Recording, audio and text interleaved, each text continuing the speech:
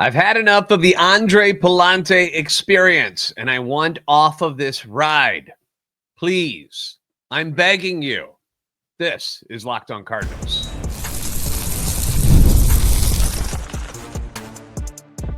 You are Locked On Cardinals, your daily St. Louis Cardinals podcast. Part of the Locked On Podcast Network, your team every day.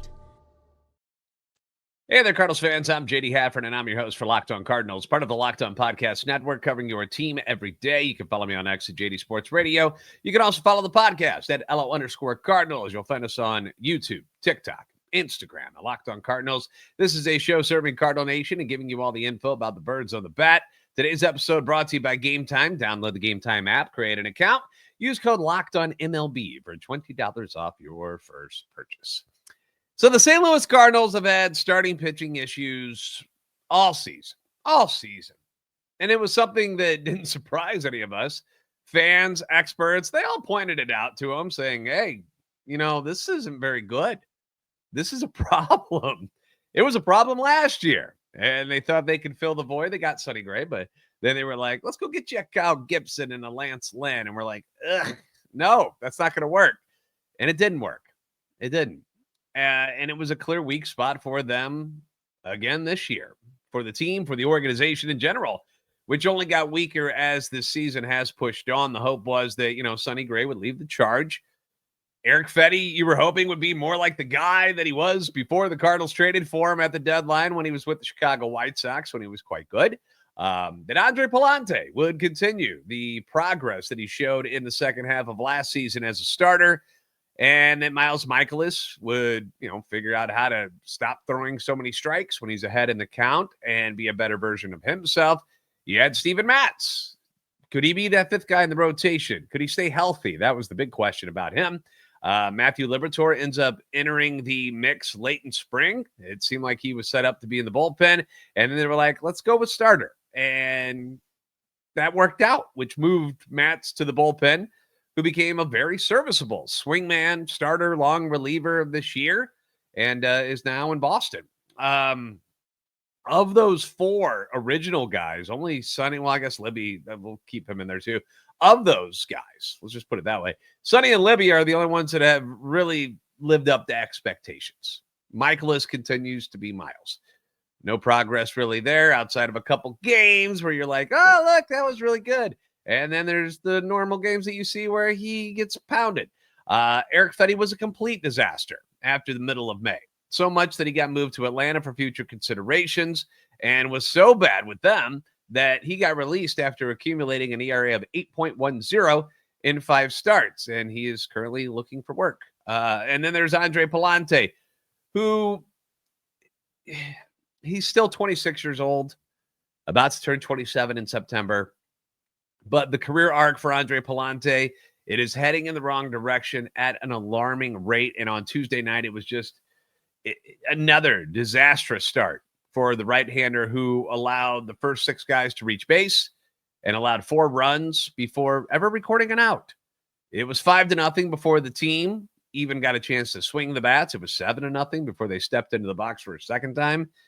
And you can talk about, being the rah-rah guy and like, hey, never give up. A lot of game left to catch up. And, that's very positive thinking of you. But when this is the norm, it is extremely, extremely deflating as a team. And when you're staring down Mitch Keller over on the other side, a very good pitcher for the Pirates, you already kind of knew that odds weren't very good that things were going to swing into the Cardinals' direction following the first inning. Like, you're like, uh-oh, we're already down 5-0. Mitch Keller's on the hill. Let's see what we can do. But you kind of knew what was going to happen. Like, everybody was already clicked off. We're done. And moved on to other things. The regression of Andre Pallante, it's so alarming. It's so alarming because this was a guy that, despite the Cardinals' preference to use him in the bullpen as that, guy who could get ground balls, which he is very good at, and had a knack for getting lefties out at one point in his career. He wasn't finding that much success in the bullpen. and asked if, he could try being a starter again, where he ended up thriving in the second half. He was pretty good. You were like, all right, we could do this. It was one of the few positives that we took away from the 2024 season as far as how the rotation ended up later on. Now, we were hoping that perhaps, Palante and the pitching, coaches and Dusty Blake and company had found something and unlocked something that maybe he could be relied on to become a back of the rotation type of guy. Nobody thought that Andre Pallante was going to be a top 2, top 3 guy in your rotation. That's not the expectation. And if that's what you thought he was going to be, then that's your fault.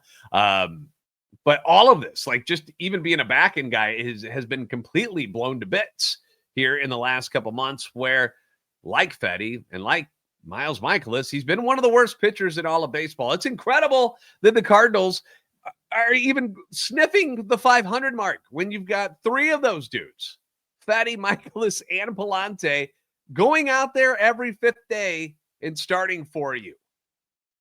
They finally moved on from Fetty. Michaelis is here until the season's over. And you're dealing with Palante, who's just been terrible in the second half of the season. Now, first half of the season, not that he was that good, but 5-5 ERA of 4.49. You feel like you can work with that a little bit. Nothing special. And you'd see some glimpses out of him that, made you hope for the best. That, okay, all right, here was a good one, okay. But then you'd have another bad game, and it feels like much like the Cardinals all year, 1 step forward, 2 steps back, and, all those good vibes that you would pick up from Palante after a good start, they'd all get thrown out the window. Second half of the season has been a nightmare. He's now 1-7 with an ERA of 7.91 in 8 starts. Opponents are hitting .321 against him and .371 on batted balls in play. So when they make contact, whether it's on the ground or not, it's going through. It's finding grass. Guys, that's not even competitive. That's just a guy getting butchered by everyone he faces. He's batting practice. And if they're not hitting him, he's just going to walk you anyway because he has trouble with that. And if you break it down further, just in the month of August, he's 0-5 with an ERA of 9.82. Opponents are hitting .358 against him and .403 on batted balls in play. He's basically a piñata out there for the other teams. And instead of candy coming out of him, or haichu, as we've started to learn about that, the runs and wins for other teams are just flowing out of him. And after another whooping last night, which ended in an 8-3 loss, where Palante somehow made it through 5 innings, which was a miracle after his wretched start, manager Ali Marmol spoke with the media, and we got this quote, courtesy of our buddy Jeff Jones at BND.com. Ali said, "We have to take a look and figure out what's best for him, but also take into consideration all the other variables of what we have below and what that would look like. It's more than just, there's more moving parts to it for sure. We'll sit down tomorrow, review everything, and make a decision on next steps." And then Daniel Guerrero at the Post-Dispatch got this one. He's got to be mentally tough enough to endure some of the crap that goes with learning on the fly. It's not easy. I agree it hasn't looked good. I'm not going to sit here and tell you that it has. It hasn't. And we have to figure out what's next. And this isn't anything personal with Andre Pallante. It's not. Nobody dislikes him as a human being. I know the dude's trying. You can see how upset he is on the mound. He doesn't want to lose. He doesn't want to pitch badly. He doesn't want to let his teammates down. He doesn't want to let the fans down. We know that. I would love to see him succeed. I would. But this is business. And as much as you want to help him out and see him work through this and get him back to being a competitive pitcher again, how do you ask your team to back a guy who gives you almost no chance to win as soon as he toes the rubber? It's the same thing that was going on with Eric Fetty earlier in the year. At some point, eventually, you just got to tap out. You got to say enough's enough, and you got to move on to something else. Try something else. Something else has got to work, right? Something? They had McGreevy in the waiting to slide into that spot for Fetty. Doesn't have anybody that's quite ready to just take over that role, but there are some options. So who could they turn to instead of Palante moving forward?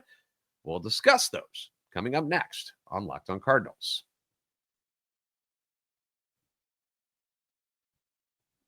There's nothing like catching a baseball game live. You get the energy, the crowd. Well, maybe not so much in St. Louis right now, but most of the places. You get your chance to see your team in person, which is great. But actually getting tickets, sometimes that's the tough part, right? That can be the pain.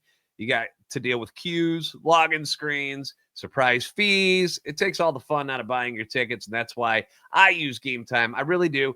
It is the app. It's my go-to that I trust, that gives you the advantage. It just gives it back to the fans. GameTime, it's fast, which I love. It's easy, which I love even more. And backed by the GameTime guarantee, you're always going to get 100% authentic tickets delivered on time and at the best price. Plus, all fees are included, so the price you see is the price you pay. I used to deal with those hidden fees, and I would get so upset about it. As soon as I started using GameTime, don't worry about that no more. What you see is what you get. The app made it super simple. I could even see the exact view for my seat before buying. Fees are included. Know your total up front with no surprise fees at checkout. Zone deals, they're amazing. Obviously, you just pick the section. GameTime will pick the seats, and you save big time. It's faster, it's cheaper, less stressful than any other way that you're buying tickets. So hop on board. Download the GameTime app. Create an account. Use code LOCKEDONMLB for $20 off your first purchase. Terms apply. Again, that's promo code LOCKEDONMLB for $20 off. Swipe, tap, ticket. Go, download GameTime today. Today's show also being brought to you by FanDuel. The NFL season, it's almost here, September the 4th, and FanDuel is making sure you're ready for kickoff with a can't-miss offer. Listen up. Here we go. Right now, new customers can bet just $5. Just $5. And if your bet wins, you're going to get $300 in bonus bets to use across the app. I love using FanDuel because it fits however you like to bet. Okay, you can go player props, which is one of my favorite ways to do it. Building a same game parlay, little riskier, but a lot more fun because you're like paying attention to all these different games and all of these different things that could be happening in the game. You're like, okay, dude, one more catch. It gets exciting. Or maybe you're jumping into the live section as the action unfolds. It makes every game more exciting, whether you're watching your team or just keeping an eye on what your fantasy lineup is doing. It's quick, it's easy, and it's the best way to add a little more energy to Sundays. So are you ready to play? Download the FanDuel app now by visiting FanDuel.com to get started. That's FanDuel.com to place your first $5 bet.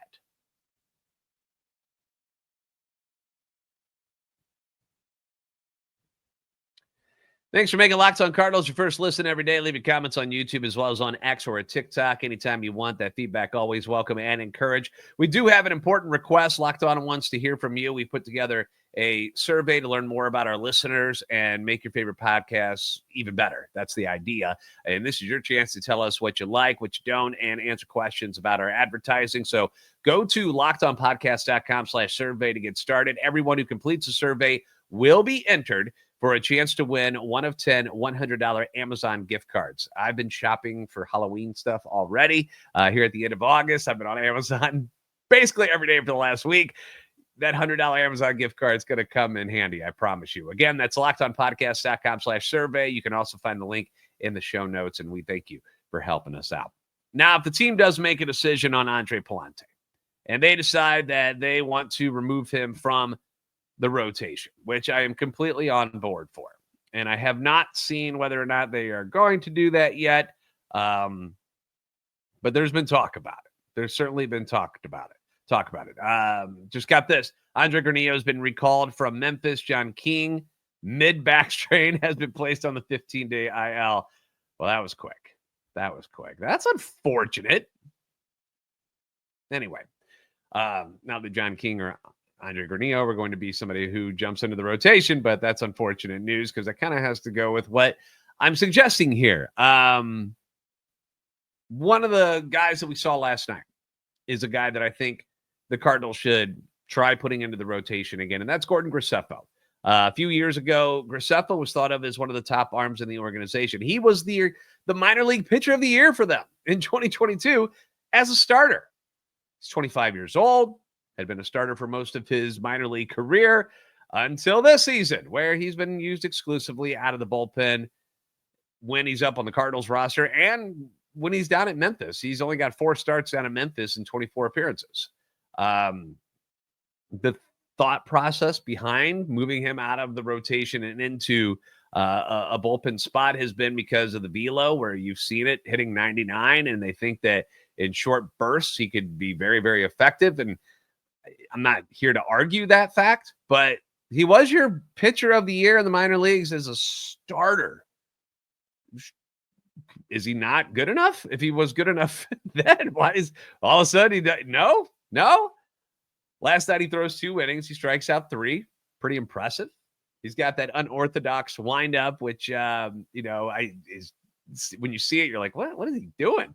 I don't know what it would take to stretch him out at this point of the season. I mean, we're talking about the end of August here, and he's been in the bullpen all year. So I don't know what that would look like to utilize him as a starter the rest of the way, but he's certainly somebody I'd think about. All right, so I'm throwing the Gordon Graceffo hat in the ring. I think that's somebody they should look at for that. And beyond the season, if I'm being honest. Like, if you got this organizational depth issue in the starting rotation, you got guys like Cooper Jerpy and Tekoa Roby out with injuries right now. You need dudes who can be in the starting rotation. And if Palante is not going to work out, then you got to find other people. And if you're not going to sign them off the streets and as free agents, you got to find somebody. Gordon Graceffo, I think, why not? Give him a chance again as a starter. What about Quinn Mathews? Now, Quinn Mathews was the minor league pitcher of the year last year in all of baseball. Like, it was very good. Bumpy start to the season. Injuries, had that shoulder thing going on there for a bit, and it clearly had an effect on him. A lot of walks over the first 4 months of the season, like games where he was walking 5 and 6, like weird, right? But Mathews has been so much better in this month of August. He looks healthy, and he just looks more like himself, more like the dude that we saw last year who just blasted his way through every level of the Cardinals minor league system, where he made it all the way up to AAA before he, started to struggle a little bit at the end of last season. Maybe that was fatigue, coming on at the end of the year. I don't know. But again, rough start before, but now in August, 1-1, 2.73 ERA in 5 starts. He struck out 34 batters in 26 and a third innings, just 9 walks. Opponents hitting just 206 against him. And I understand, we don't want to rush him. I get it. But again, this dude's 24. This is not some 20-year-old kid that is still maturing. Like, he's a man. He's going to be 25. So why not let him get starts in the big league level where there is really no pressure whatsoever? You could go out there and pitch really, really well. You could pitch bad and maybe gets hit a little bit, but it's not the end of the world. But I want to see somebody else other than Andre Pallante go out there and just get his head bashed in over and over. Now, the one thing that's good about Graceffo, which is an issue when it comes to Quinn Mathews, is Graceffo, obviously, he's on the 40-man roster. He's on the Major League roster.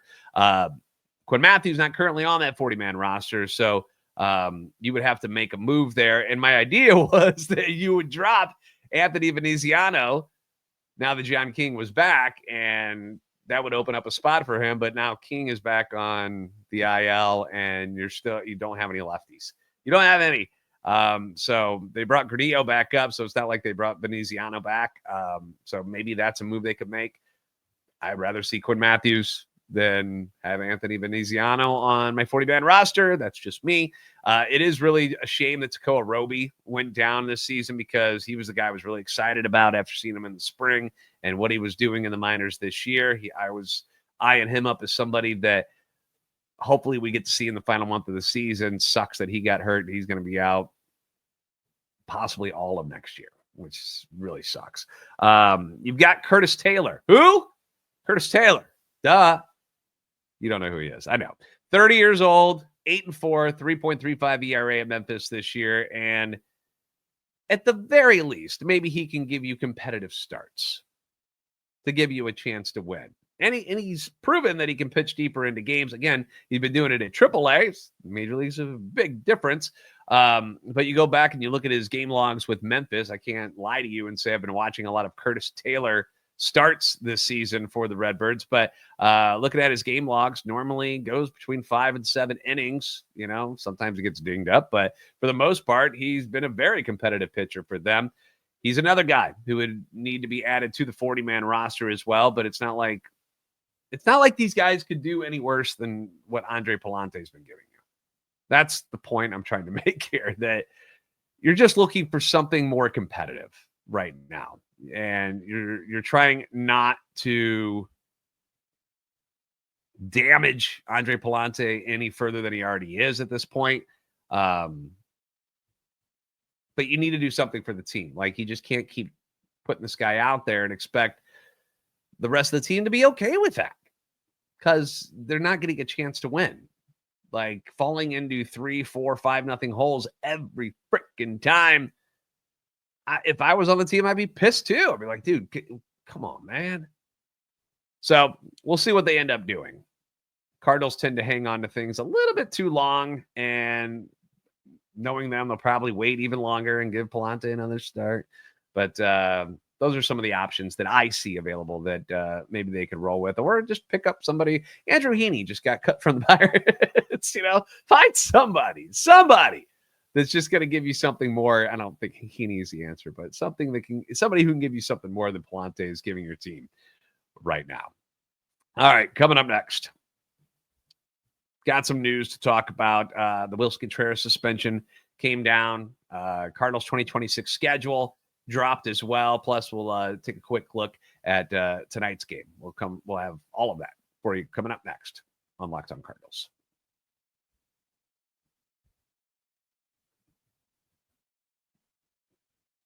Hey, Cardinals fans, are you still paying full price for gas? If so, stop leaving money behind. Stop it. Get real cash back every time you fill up with the free Upside app. Simply download the free Upside app in the App Store or Google Play right now and start earning cash at the pump today. You can use my limited time promo code, which is SEASON, SEASON, and get an extra 25 cents back per gallon on your first fill up. You can make it up to $300 a year just from buying the gas you already need. Like, I'm not asking you to go buy things that you aren't using. It's gas you needed for your automobile. At first, I thought it was too good to be true, but it's totally legit. Real people are getting paid just to make their daily commutes, and you can do it too. Plus, you can cash out anytime you want. You can do it to your bank account. You can go to PayPal, e-gift card for Amazon and other brands. Why would you let this offer drive on by? You shouldn't. Download the free Upside app now using my limited time promo code SEASON for a limited time 25 cent per gallon bonus. That's promo code SEASON, SEASON. Offers vary by user and location. Go to upside.com for terms and conditions. Thanks for making Locked On Cardinals your first listen today. For your second listen, check out the all-new Locked On MLB Game Night. It's every game, every night, all season long. Get local analysis on a national scale. You can find MLB Game Night on the Locked On MLB YouTube channel or wherever you listen to your podcasts. I will be hosting once again tonight with my man John Frisch from Locked On Angels. Had some fun talking about Wilson Contreras' tirade on Monday, because that was as angry as I had ever seen Wilson Contreras. That was something after he got ejected by home plate umpire Derek Thomas. And it's going to cost the Cardinals first baseman plenty, not only in money, but the league has handed down a 6-game suspension, which Willie has appealed, which is why he was back in the lineup on Tuesday. So far, I have not seen an update on anything else having to do with that suspension. And he is in the lineup tonight. They just dropped the lineup for this evening. There he is, batting cleanup. Playing over at first base. So no new news to discuss when it comes to Wilson Contreras' suspension. Before the game, I did see footage of him, and I thought this was great. Running over to shake Thomas's hand, which was a cool gesture by the veteran who, he took issue with getting tossed for something that he says he didn't say. So I can't blame him. I ran a poll on X asking fans to weigh in on his behavior. 53.1% of the votes said they loved that reaction, while 46.9% said there was no place for that. The throwing the bat part was the part where I think most fans didn't like. I didn't like that either, and ended up hitting coach Brant Brown.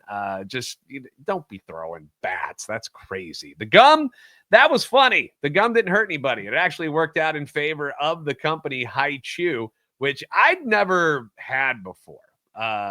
Here's some footage of the Haichu on the field that they had to clean up. Apparently, it's not even gum. It's more of like a chewy fruit candy. I assume it's something like taffy. Never had it, but it's something that you're able to chew on, but then you can swallow it, which, gum, you're not supposed to do that.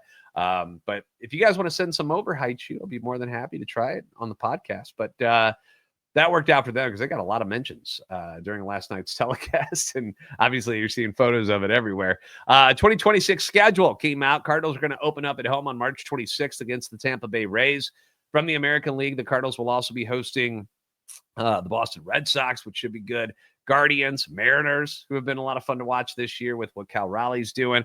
Royals, as always, the I-70 series. The Rangers, the Orioles. You get Jackson Holiday visiting Busch Stadium. And then you get the White Sox next season. So some good ones, some okay ones. The Cardinals will be on the road to face the Tigers, Astros, Athletics, Twins, Royals, Angels, Blue Jays, and Yankees for 3 games each.